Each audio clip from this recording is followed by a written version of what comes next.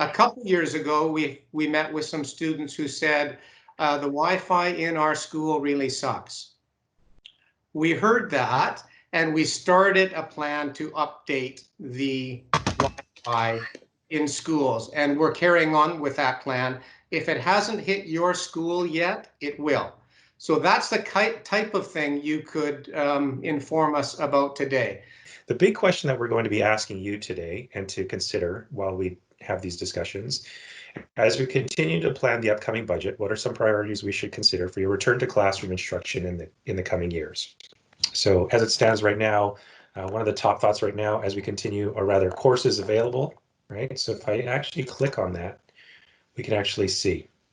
So the heat map is taking keywords, themes, phrases, and putting them into what's most popular right now.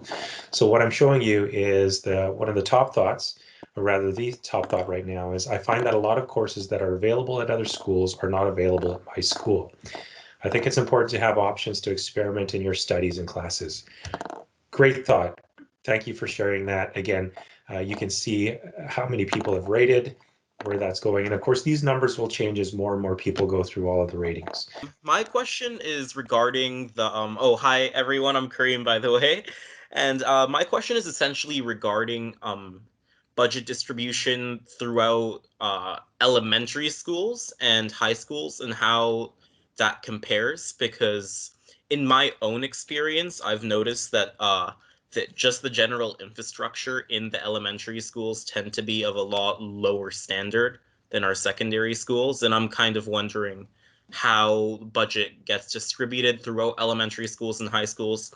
Is that based upon student population, or is it based upon the number of official projects that the school have with you guys, or is it just completely split evenly among the schools?